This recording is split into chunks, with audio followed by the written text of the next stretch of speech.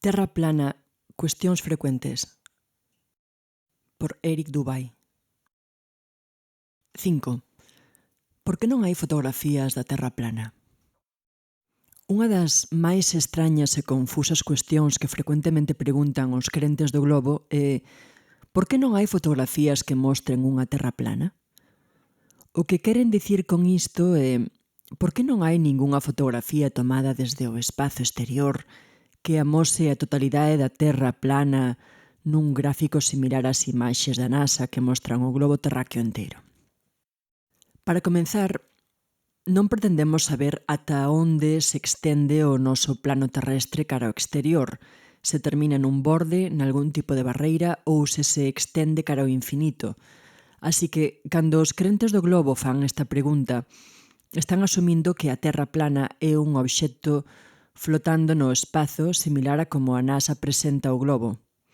Hai moitas representacións en debuxos animados dunha ridícula Terra plana flotando no espazo, publicadas por farsantes, gardas do status quo na Sociedade da Terra plana e outros. Pero estas imaxes non representan as afirmacións dos escépticos do globo xenuínos. Simplemente postulamos que a través de medios obxectivos e empíricos se demostra que a Terra é un nivel plano estacionario desprovisto de calquer curvatura, ou que proba que a teoría prevalecente do globo terráqueo é científicamente imposible. A cuestión de por que non hai fotografías da Terra plana é verdadeiramente extraña e confusa, xa que literalmente toda a fotografía que se tomou da Terra mostra un horizonte perfectamente plano que se extende en todas as direccións sen a menor curvatura ou globularidade.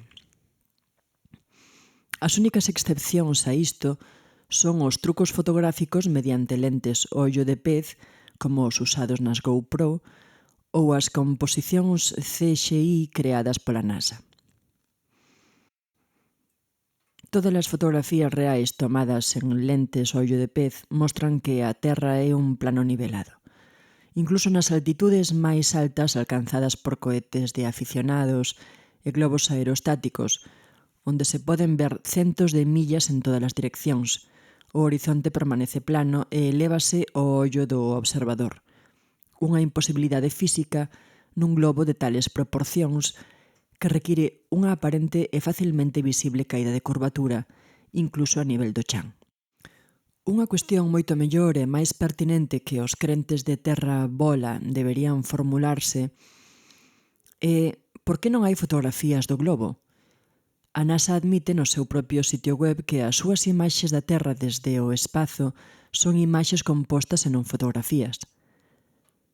O artista da NASA e deseñador líder do Blue Marble, Robert Simmons, describiu nunha radio en vivo o proceso mediante o que a NASA falsifica estas imaxes CGI, chegando ao extremo de dicir que están modificadas con Photoshop porque así ten que ser. Incluso unha mirada superficial a estas imaxes obviamente manipuladas debería levantar sospeitas. Comparadas unhas con outras, todas se ven completamente diferentes, con diferentes formas e tamaños das masas continentais, terras e augas coloreadas ao azar e a miúdo usando os mesmos conxuntos de nubes copiadas e pegadas. As manipulacións por computadora realizadas sobre as imaxes do globo tomadas durante as falsas alunizaxes revelan artefactos rectangulares arredor da Terra, o cal proba que son composicións. Así que para todos os fanáticos do mundo que andan preguntándose por que non hai fotografías da Terra plana, recomendo reflexionar sobre o feito de que, en realidade, todas e cada unha das fotografías que se tomaron mostran unha Terra perfectamente plana e que, polo tanto, dirixan ese mesmo escepticismo e curiosidade cara a descubrir por que en realidade non hai fotos xenuínas da Terra globo. 6. Por que a Terra é o único planeta plano? Outra cuestión comúnmente planteada polos terraglobistas é se a Terra é plana, por que entón todos os demais planetas son redondos? Para empezar, a Terra é un plano, non un planeta, Engadindo unha T ao final da palabra, os astrónomos modernos transformaron lingüísticamente o noso plano terrestre nun planeta globo que xira arredor do Sol. A palabra redondo tamén é enganosa porque a maioría dos terraplanistas estarían de acordo en que a Terra é redonda como unha moeda, pero non redonda como unha pelota. Ao dar este argumento en internet, os terraglobistas a miúdo presentan unha imaxe do modelo heliocéntrico tradicional con 8 planetas esféricos e unha terra plana entre eles, flotando no espazo. Todo este concepto é unha falacia, xa que os terraplanistas non creen nun planeta plano flotando no espazo en terceira posición, contando desde o Sol no sistema solar heliocéntrico.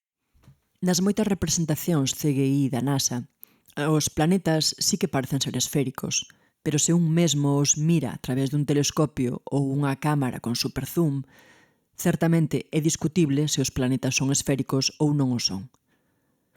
Cada vez que eu, persoalmente, observei os planetas, vense como pequenas luces redondas, relativamente planas e para nada como enormes mundos esféricos de terra firme.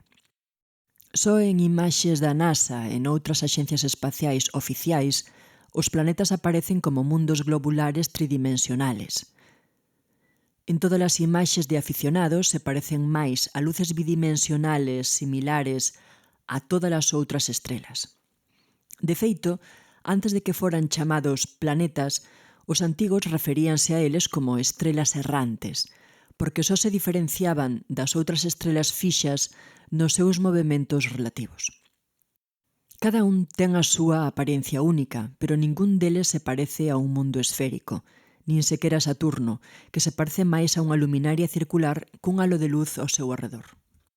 Pero en última instancia, é completamente irrelevante a forma dos outros planetas cando se busca probar a forma da Terra.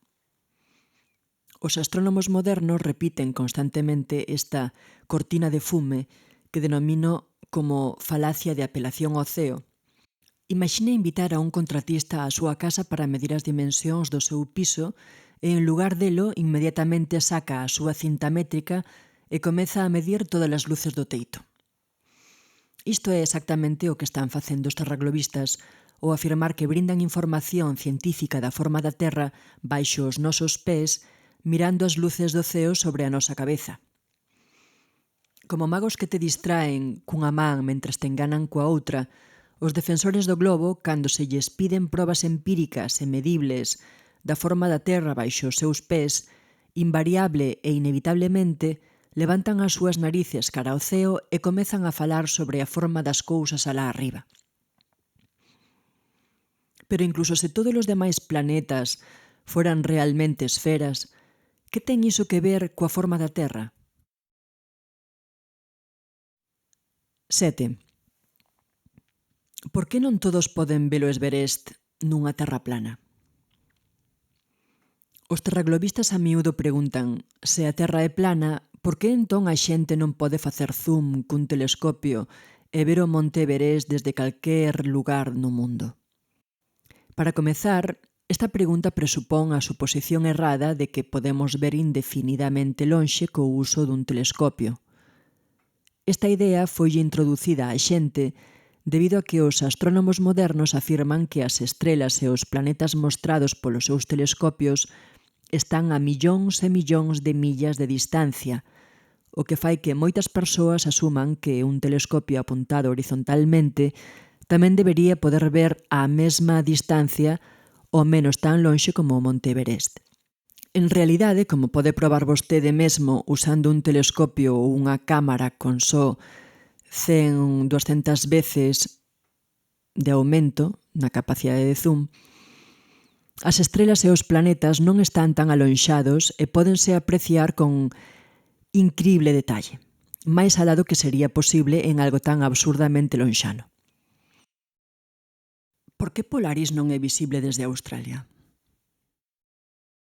Estas ensínaselles que a razón pola cal a estrela do Polo Norte non se pode ver desde lugares ubicados ao sur, como Australia ou Nova Zelanda, é porque está oculta detrás da suposta curvatura da súa terra globo. Ensina sobre os barcos que desaparecen máis alá do horizonte, afírmase que estes barcos e a estrela polar desaparecen detrás da curvatura física dun globo e insisten en que se a Terra fora realmente un plano estacionario, os australianos non deberían ter problemas para ver Polaris. O feito real é que todas as estrelas posicionadas ao norte de calquera que viaxa ao sur declinan gradualmente por riba do observador canto máis ao sur se viaxa, ao igual que todas as estrelas posicionadas ao sur dun viaxeiro en dirección norte declinarán gradualmente por riba do observador canto máis ao norte se viaxa.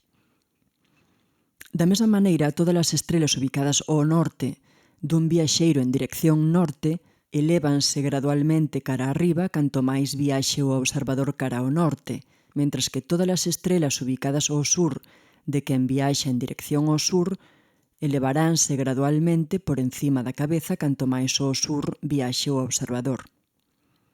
Este fenómeno non ten absolutamente nada que ver coa suposta curvatura dun globo terráqueo e todo que ver coa lei de perspectiva, que dicta que o ángulo e a altura na que un obxecto é visto disminúe canto máis se alonxa un do obxecto, ata que en certo punto a liña de visión e a superficie aparentemente ascendente da Terra converxen nun punto de fuga. Neste caso, a liña do horizonte, máis alá do cal o obxecto vólvese invisible. Thomas Winship escribiu: se seleccionamos unha rúa plana dunha milla de largo, 1,61 km, que conteña unha fila de farolas, notarase que desde onde estamos as lámparas disminúen en altura gradualmente, estando a última aparentemente case no chan. A rúa camiñe 100 yardas, 91,44 metros, desde ela volva a mirar e parecerá estar incluso máis cerca do chan que estando antes máis cerca. Siga alonxándose de dita farola e parecerá declinar gradualmente ata que, por último, verase sobre o chan para logo desaparecer. Agora ben, según os astrónomos, toda a milla estaba deprimida unhas 8 pulgadas, 20,32 centímetros, dun extremo ao outro, polo que estas 8 pulgadas non poderían explicar a enorme depresión da luz a medida que nos alonxamos dela.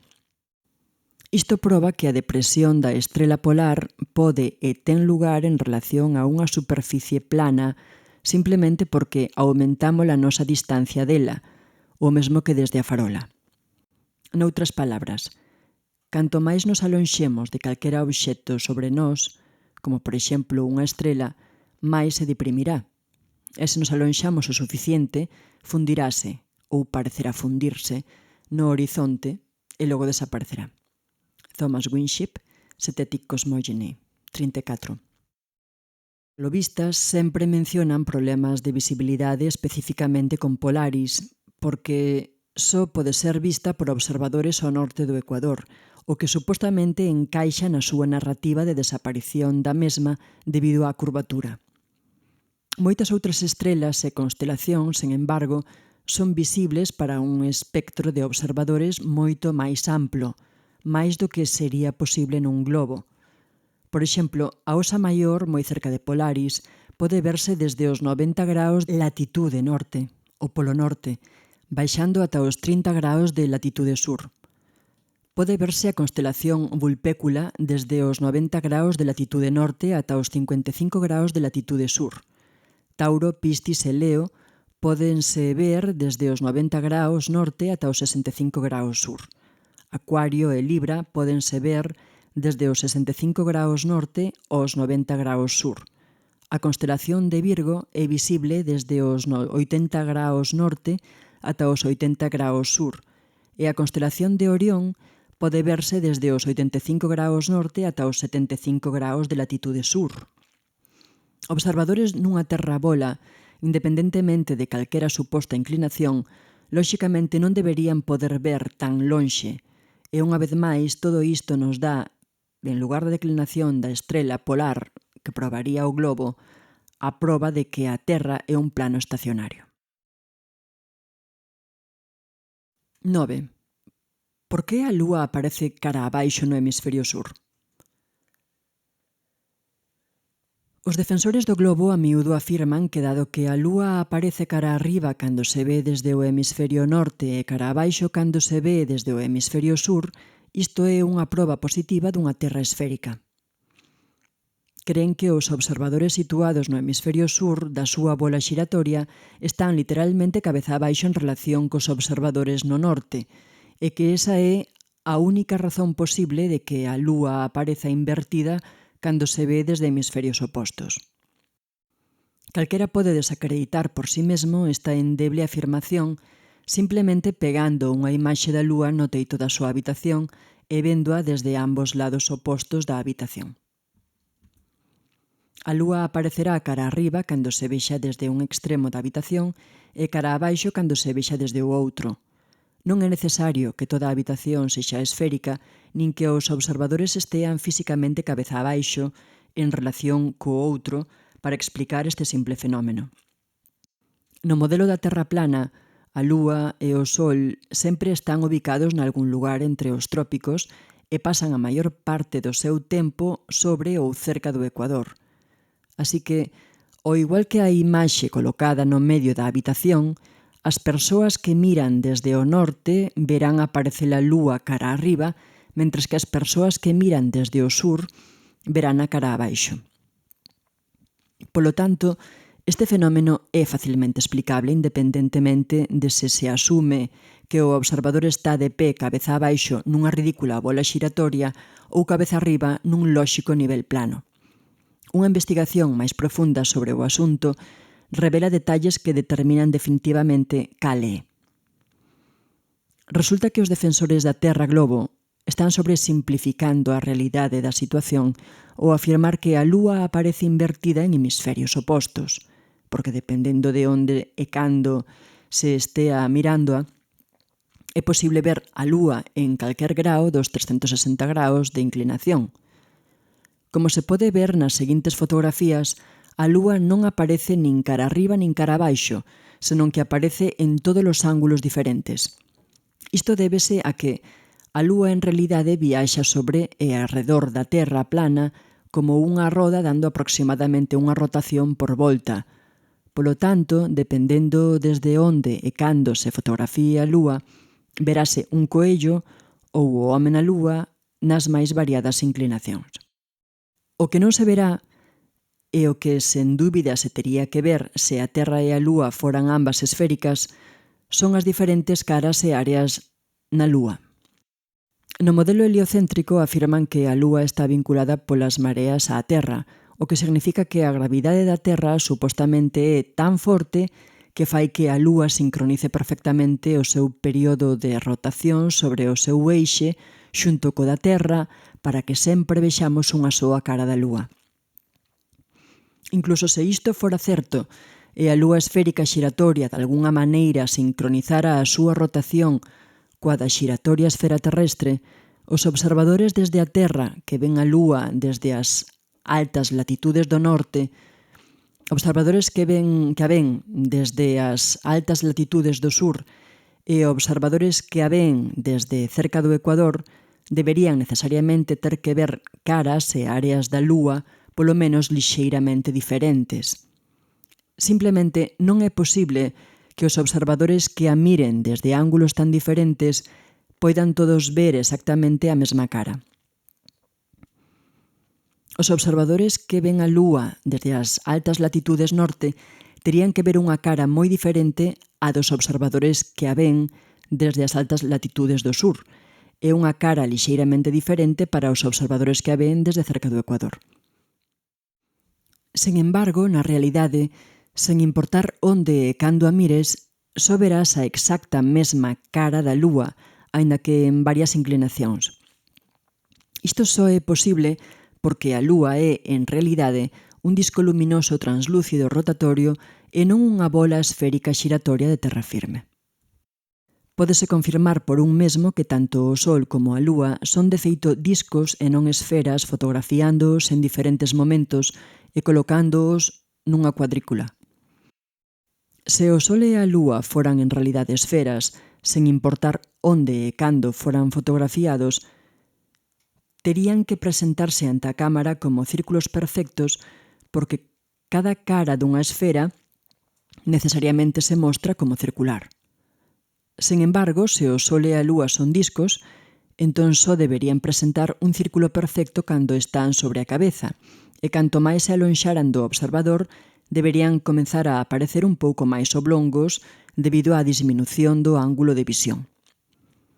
Os membros da Sociedade Internacional de Investigación da Terra Plana realizaron este experimento en varias ocasións e animan aos membros escépticos do público a facer o mesmo, xa que encontrarán por sí mesmos que o modelo realmente resiste ao escrutinio crítico. 10. Por que o Sol e a Lúa se fan máis grandes cerca do horizonte? A miúdo, cando os terraglobistas escoitan que a lei da perspectiva é a razón pola que os barcos desaparecen máis alá do horizonte, así como a razón pola cal o Sol e a Lúa saen e se poñen no ceo, a súa próxima pregunta é: por que entón o Sol e a Lúa parecen agrandarse cerca do horizonte?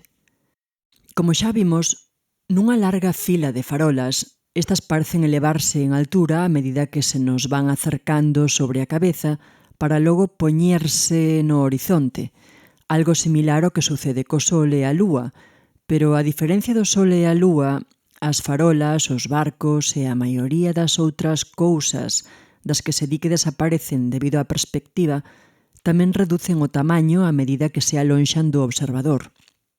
Entón, se o Sol e a Lúa saen e se poñen debido á lei da perspectiva, por que non parecen tamén encoller o seu tamaño a medida que se acercan ao horizonte?